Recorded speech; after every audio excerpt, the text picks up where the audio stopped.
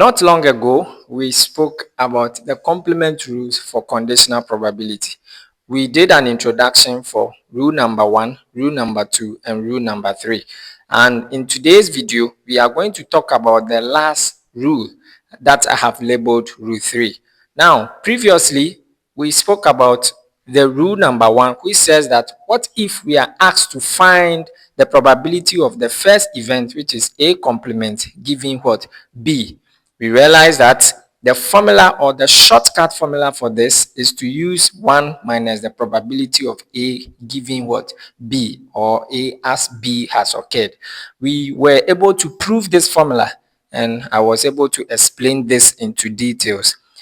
The second video, we spoke about probability of A giving B complement instead, and we realized that we cannot use the same approach as this. Why?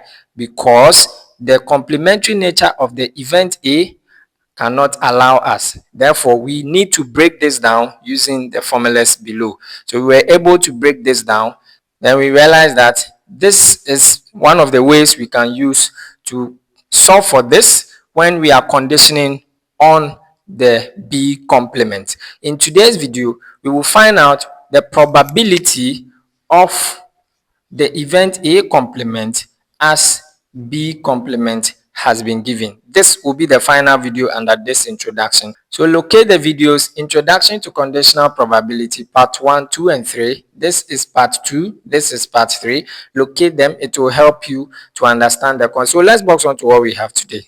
So when the question is given to you and they ask you to find the probability of two events, I'm using A and B to represent these two events, and you are told to find A complement and B complement, what formula are you going to use? Today, this is very simple because there is a shortcut formula. The easiest way to solve this is to use 1 minus the probability of A giving B complement. So this is the shortcut formula you can apply anytime you come across something like this. Now let's dive into this and break this down for you to understand. The reason why we are saying this formula is correct and it holds is because of the nature of A complement and A respectively. Okay, why? Because A complement and A are two complementary events. What this means is that A complement and A are a subset of the event B complement.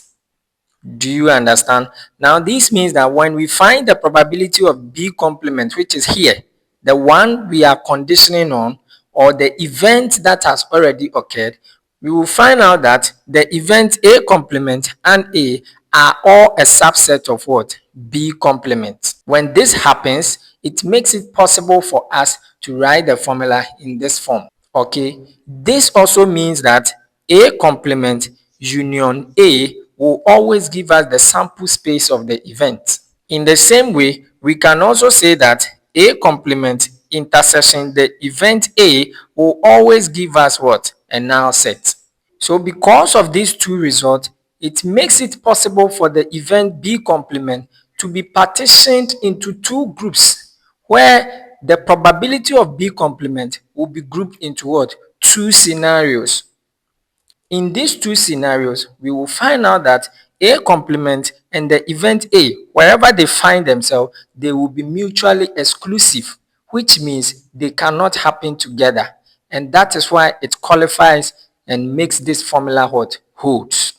And because we are saying that A complement and the event A are two subsets of the one we are conditioning on, which is B complement, it makes it possible to say that the probability of A given B complement plus the probability of A complement given B complement will be equal to 1. This means that anytime we make this one the subject, then we have P of A complement giving B complement should give us 1 minus probability of A giving B complement, which holds here. Now, to expand your understanding on this, we are going to prove this and find out why we are getting this result. Now, because we are saying that this will give us this result, let us pick this and write out its conditional probability formula.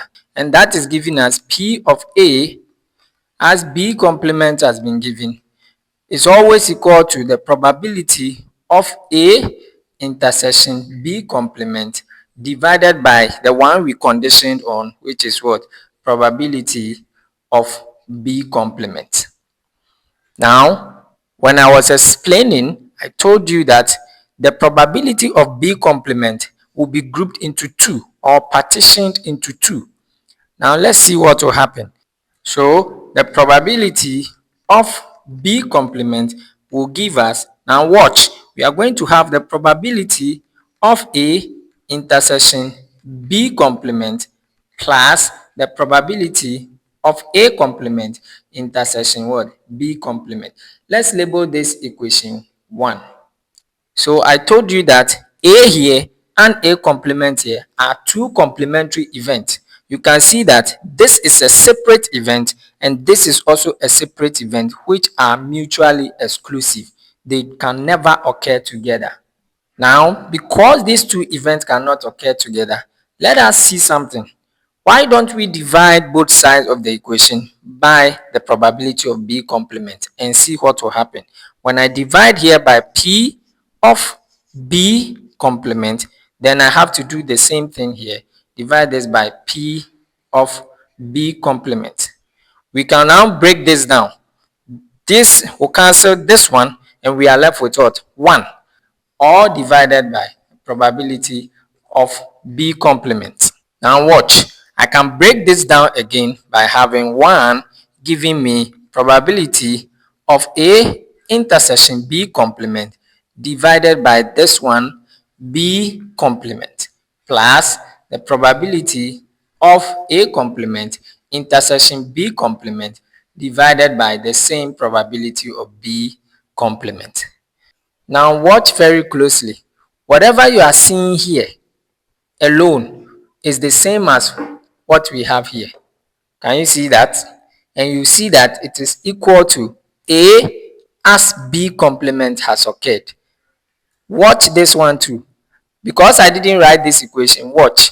Whatever we are seeing here is the same as the probability of A complement as B complement has been given. And when we write the conditional probability in general for this one, we are having P of A complement intersection B complement divided by the probability of B complement, the one we are conditioning on, okay, will be here. And A complement and B complement are two events happening at the same time. Now, when you look at this, it's the same as what we have here. So we can replace them. I can replace this here with this, and I'll replace this here with this.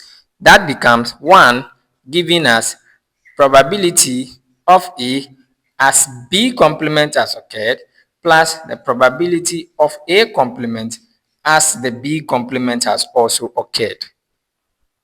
You see, now we are looking for this. This is our aim for today. So when we make this one the subject, this will subtract from 1.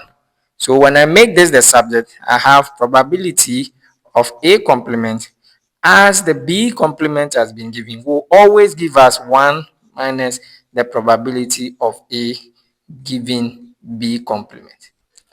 So now this is the reason why we are saying that the shortcut formula for the probability of both events being complement is going to give us what? This. And I hope you understand. Now, there are other ways that we can solve this. I'm going to talk about that soon.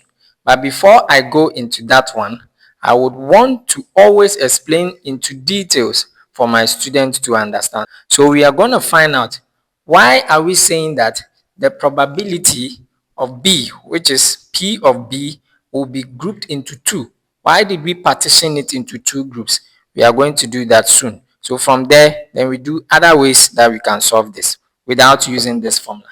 So now, why are we saying that these two events are complementary? Now, to find out, let us assume that we have a sample space S giving us the members 1, 2, 3, 4, 5, 6, 7, 8, 9, and 10.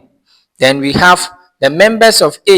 Event A is giving us 1, 2, 3, 4, and 5.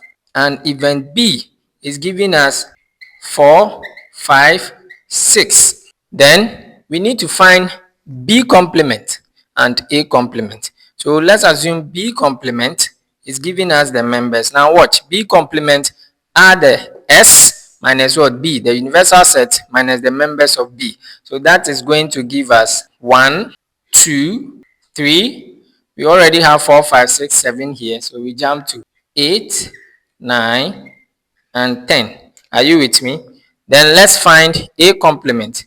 A complement is going to give us the members here is going to start from what? 6. So we have 5 here. So we have 6, 7, 8, 9, and 10. Now let's find A intersection B complement using these values. So we have A intersection B complement is going to give us the members that appear in A and are in B complement. So we have up to 3. 1, 2, 3. So we have 1, 2, and 3. Then let's find the members A complement intersection B complement. So we have A complement intersection B complement. Now watch, A complement intersection B complement is going to give us 8, 9, 10. So we have 8, 9, and 10. Now from what we have done, let us find the event B complement. We already know B complement to be here, but let's use this formula to find B complement and see something. Now when we do that, then we are going to get the event B complement is giving us A intersection B complement. Where is it? This is what we have. So it's giving us 1, 2, and 3. Then we have plus, which means we are joining them together. A complement intersection B complement. That is what we have here. So it's going to give us 8, 9, and 10. Now I want you to compare this event, the members of this event, with the members of the B complement that we did when we were writing this. You could see that the members of B complement and the formula we use to find B complement are the same. We have 1, 2, 3 here, and we have 1, 2, 3, 8, 9, 10, which is the same thing. So this formula holds, which means this is correct. Very good. Now what is the next thing we can try? The next thing we can do, let us find the probability of B complement here, the one we wrote here. Now the probability of that B complement is going to give us, look at the members, 1, 2, 3, 4, 5, 6. So we have 6 out of the sample space is what? 10 numbers. So 6 over 10 is the probability of B complement. We can break this down again. Good. Now let us find the probability of this B complement using the formula. And now when you watch, we are going to first find the probability of A intersection B complement. So P of A intersection B complement is going to give us, where is it? We have 1, 2, 3 members. So out of what? 10. So that is 3 over 10. We will also find the probability of A complement intersection B complement. That is also going to give us 1, 2, 3, which is 3 out of a total of what? 10 members. Now, probability of B complement is giving us the sum of these two. So we have 3 over 10 plus another 3 over 10. When you solve this on your calculator, the result is 6 over what? 10. Telling us that this and this are the same. That is why we are saying that the probability of the event B complement will always be grouped into 2 because of A and what? A complement, because they are 2 complementary what? Events. Also, do you remember that in the beginning we said that A union A complement will give us what? The sample space. Then let us try it and see. When we try this, where is A? This is it. And where is A complement? This is A complement. So we will add the two together. When we do that, This is going to give us what? 1, 2, 3, 4, 5. Then when we go to A complement, it continues 6, 7, 8, 9, 10. 6, 7, 8, 9, and 10. Now when you look at this result and you compare with the sample space, they are the same.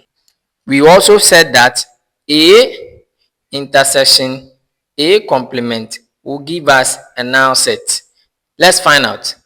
Is this true? Where is A and where is A complement? You could see that there is no intersection here.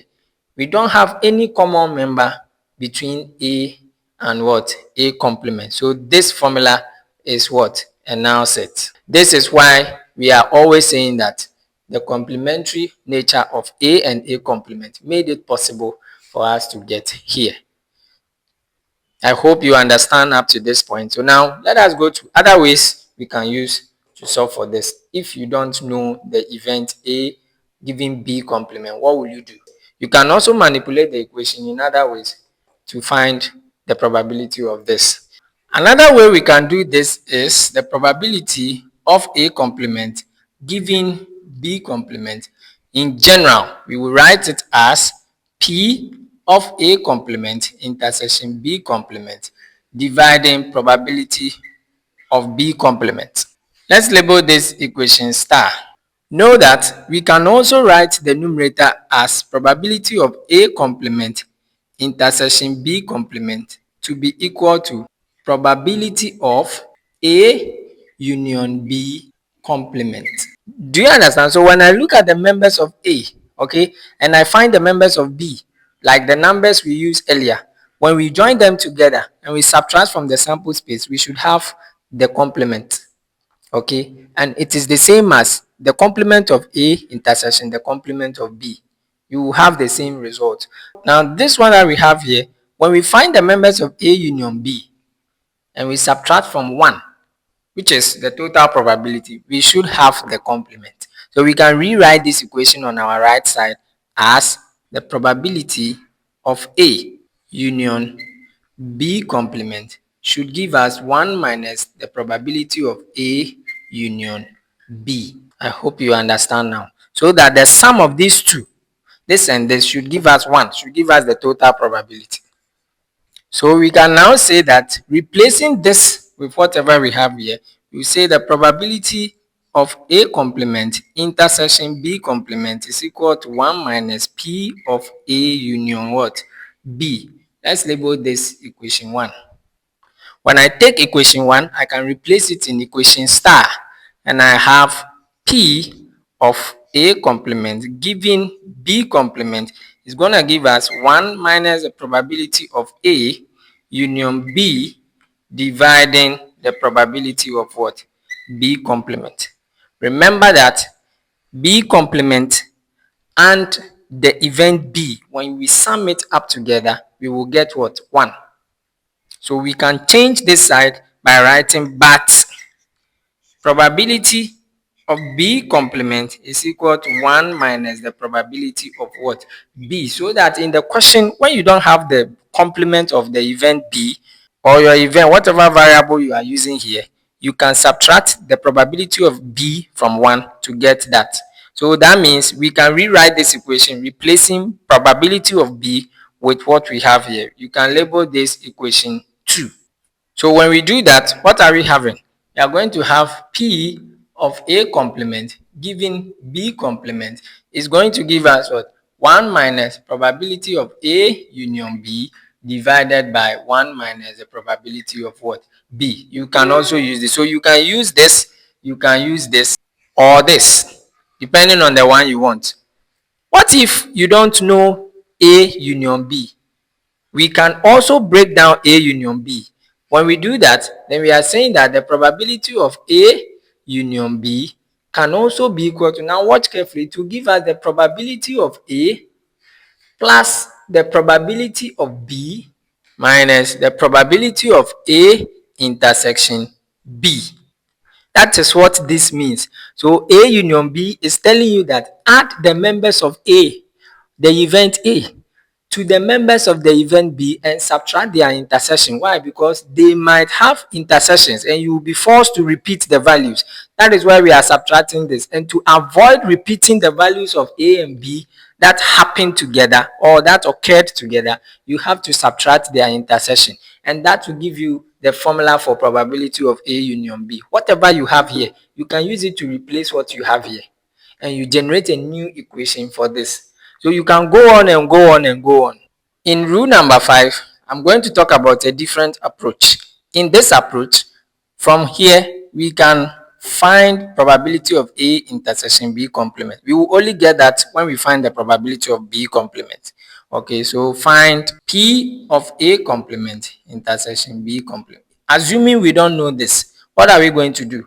Now, when we take the probability of B complement, we know that this is giving us probability of A intersection B complement plus the probability of A complement intersection B complement. In that case, because we are looking for this, which is here, we will make this one the subject. When we do that, we are going to get probability of A complement intersection B complement is going to give us the probability of B complement minus the probability of A intersection B complement. Do you have it now? So we can label this equation 1. Put equation 1 into this, which is the main equation, and it becomes probability of A complement given B complement is going to give us P of B complement minus P of A intersection B complement divided by the probability of what? B complement. So you see, we've generated another equation. We can call this one equation 2. So anytime you have the complement of the event that you are conditional or the event that has happened, you can just subtract probability of A intersection B complement from this and you will solve it. Now, someone is going to ask, but what if I don't know the probability of A intersection B complement? That is very simple. Do you know why? Because the probability of A can help us to do that. Maybe they gave you the probability of the first event, A. Okay, the event you are coming to look for. So you can do that by saying that the probability of A is going to give us, now watch, the probability of A intersection B plus the probability of A intersection what? B complement. This is the formula for probability of A.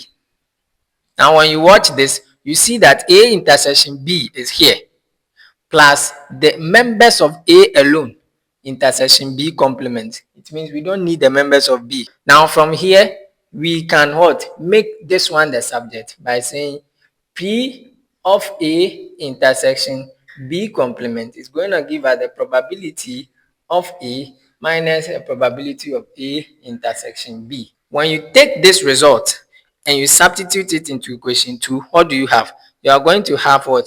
P of A complement given B complement is going to give us what?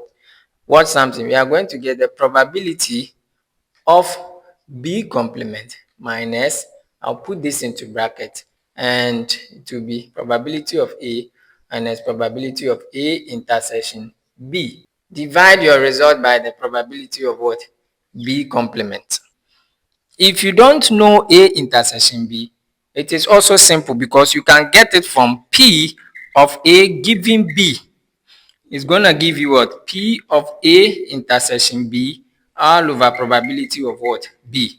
There is no way the question will not give you one of these. It will give it to you. And it will be easy for you to make this one the subject and solve for it. And you just substitute and you are gone. So I think I'll end it here. So these are some of the complementary. There are other ways you can solve this. Okay.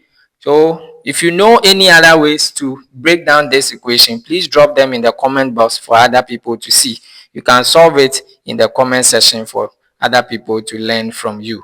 Okay, so that will be all for complementary rules for conditional probability. I have done the first one, the second one, and the third one. So please look at all these videos in the same playlist, conditional probability, and take your time and go through all the examples I have dropped there. I'm sure by the end of the day, you will understand the concept of conditional probability. My name is Daniel. Please subscribe to this channel, support this page, and I'll see you in the next one.